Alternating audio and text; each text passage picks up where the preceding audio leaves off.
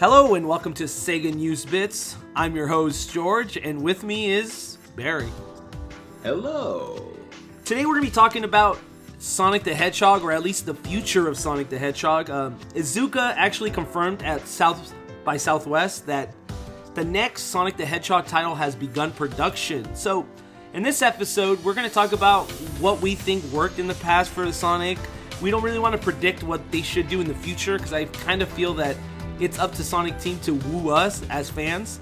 Personally, I want to see something that I don't even want to guess it. I just want to be able to like play a game and be like, wow, they actually did a good job. It's not like the last game.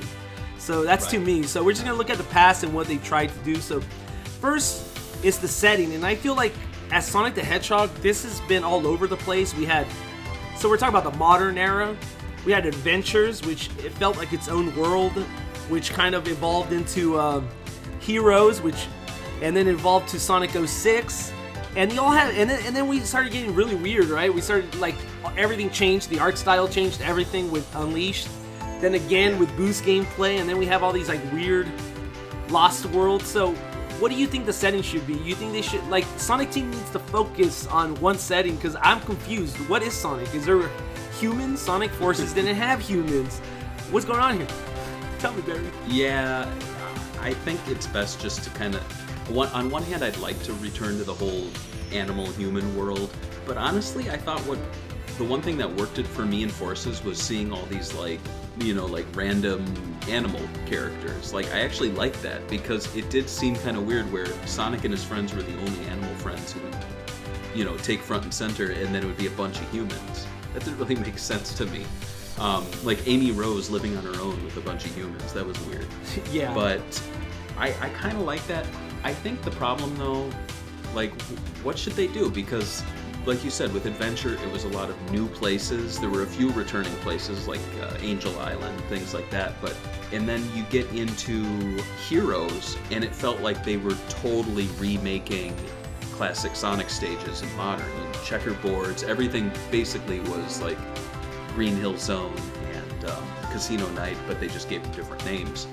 And it seems like, you know, I know people joke about the Sonic cycle, but I think that's the cycle, where they move far away from Sonic, like, as we know it, and give us something like 06, or maybe even Unleashed, or Forces, and then they're like, no, we need to rein it in, we need to make it like Sonic, so they go Heroes, Generations, maybe even Lost World.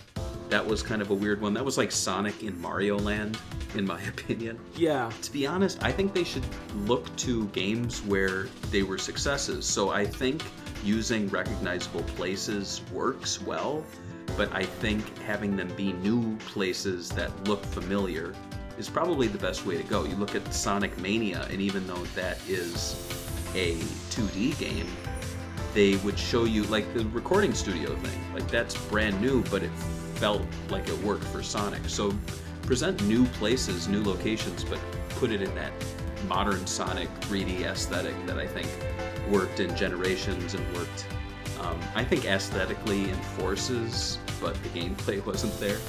So that's my opinion. Yeah, and the next thing that I feel as, like, when I play the games that they really struggle on, and I think there's a lot of divide within the Sonic community about this, especially the modern Sonic community, is the tone, not even the tone, but the story, right? They use tropes, right, from other franchises. So there's like the time-traveling person. They use the guy that's a good guy, but he got tricked. They use they use this multiple times. The destruction of the world, they used it twice. Yeah. So what, and then, Stop Dr. Eggman plot that we all love, the bread and butter, which I don't hate, because I feel like Mario does this, and I don't think the story should matter sometimes. Like, we could just have fun. So what do you think about the characterization of, like, Knuckles and all them, and how they change over time, and how the tone of the story and the story in general, like, they can't seem to find its footholding? So it's like Sonic Adventure 2, then Heroes, then all of a sudden back to 06. What's going on? I thought Generations had a really good tone, and I don't know if it's because games are being made in Japanese and then translated over, but I think Colors I think was, like, the best. Like, it really felt like they wrote it from the ground up in English for, you know, the English-speaking audiences, and which I think translates better to maybe other prominent languages, but just like you look at the games that really feel like badly dubbed animes, like Sonic 06, it doesn't work. Or even Forces, I felt like a badly dubbed anime, and it's really the writing. I think they should bring Ian Flynn on. I've been saying that for a while. He does a really good job. I agree with you on that one, 100%. I think he does a really good, like, in-between point where it doesn't feel like you're playing a kiddie game. Like, Colors, people would say, is very kiddie. And I kind of like that about it, because it reminds me, I know this is going to get people kind of mad, but it reminds me of Mario, where you could play a game where classic Sonic, where it's just kind of carefree. And I'm okay with that, but I'm also okay with having a more, I guess, teenage storyline. I'm not saying go over the top violence, but Ian Flynn does a good in-between on that, and I think his dialogue's good, and he has good ideas that make the game interesting. But it's probably a lot different working with Sonic Team, you know, who's already picking all these levels and doing all these weird stuff. Yeah. And then so that's the next bit of this is the gameplay. It's very divided. Sonic Team has tried so much things over the years, but we're only going to cover, or at least talk about the main series. So I think what me and you would, I guess, separate it as would be the boost gameplay and the whatever adventure gameplay. Which one do you think would work better in the future? And because right now they've been doing boost. The new engine has boost. Do you think they should just stick that and try to like nail that gameplay? Or do you think that it's already been overplayed? I think we can take a break from Boost. We've been talking in the past on videos about a Sonic Adventure remake, and honestly, I think that would be a really smart move because it would force them to stop doing some things that have either been played out or have been causing problems for them in recent games. And I think just stripping Sonic of the boost and focusing more on quality level design and fun gameplay would really help them. I also wouldn't mind seeing more 2D, but I think it would be cool if they kind of used the Sonic Advance games as a template, so you get this like 2D modern Sonic gameplay in 3D. And I like that. Like, I thought, again, going back to Colors, I thought it worked there. There was boost, but it was really underpowered. And I think it did not work in Sonic Forces just because they put classic Sonic in there, but the level design is not there. Oh, yeah, I think Boost could work, but I really miss the adventure style. I wouldn't mind them doing a remake, like you said, just to see if there's enough people that like it and how sales go, because let's be honest, I don't think Sonic Forces sold up to par to what Sonic Team was probably expecting. Yeah. And the last bit, this is another one that I think is divided. I think for a long time, me and you, we lived through the mid-2000s where all the worst Sonic games with a bunch of friends came out. And we always asked Sega, can you just focus on Sonic? And now it's been like a decade plus that they just focus on Sonic and only Sonic. And a lot of fans have gotten kind of bored about that because they have a bunch of these friends in the background. And you think they should bring them back, or you think that the next game should just focus on Sonic again? I think they should bring them back, but they should do it sparingly. I think focusing on Sonic, Tails, and Knuckles would be really smart. Again, looking at Sonic Mania, I thought that was a really smart move to focus on those three, and then when they did the Mania Plus, they brought in 2 new characters. I think in Modern's case, maybe Sonic, I think what they should do is Sonic, Tails, Knuckles, and then you can unlock characters that play similarly, so Shadow,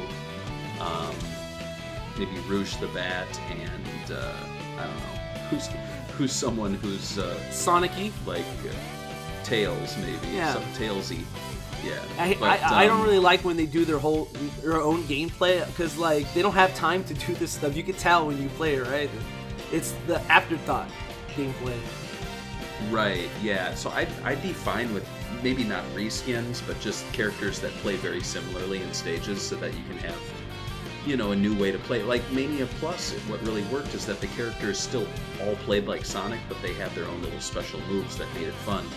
And we saw in Generations they had a lot of different move sets, but it was through that that menu system. Remember, you would like buy new skills. Yeah. And I think that's something that actually, that and the buddy gameplay in Forces, there were some good ideas there, but I'd rather see them implemented in new characters, or not new characters, but returning characters.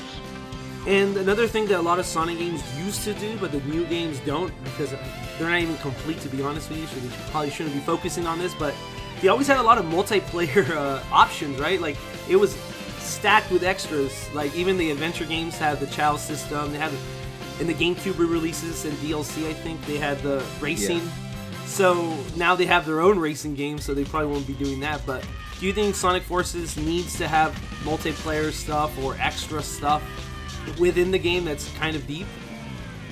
I think they should do a survey asking people if they actually play the multiplayer stuff. Like, Sonic, what was it? Sonic Boom Rise of Lyric had multiplayer, and it was actually better than the core game, like the single player game. Yeah. But no one knew about it. I actually did play it. I feel like, yeah, and I played it with friends, and like, this game's not bad. I'm like, no, this is different. This is from a different developer, believe it or not. But I just think that's a waste of development time, to be honest. I don't think they need two-player gameplay.